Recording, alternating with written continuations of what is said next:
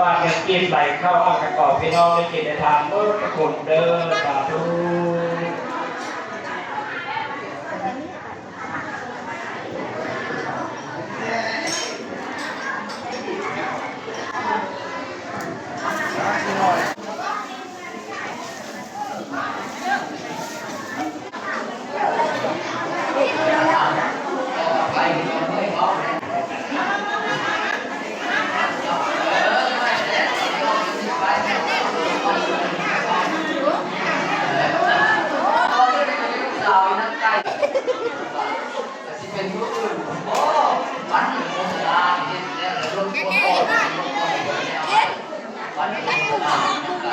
แล้วเวียงเราไปหาอยู่เมื่อนี้เด้อ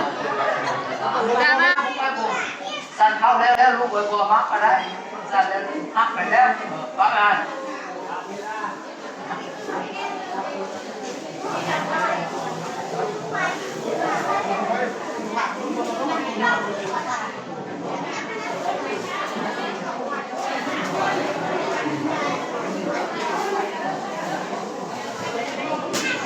พี่อยากน้ำเด้อลูกเต้าเราโตมาทักว่านั่นนะ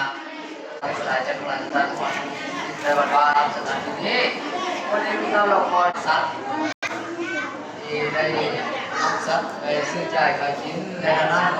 เมื่อนำบุญทั้งหลายที่ลูกเต้าได้กระทำตัวสรรพสัตว์ทั้งหลายมีตัววนตัวพบตัวอมตัวเป็นตัวเป็นและตัวตายทั้งหลายมีสุนัขที่เราตามว่าธรรมดาที่ว่าเป็นคนที่ทำลูก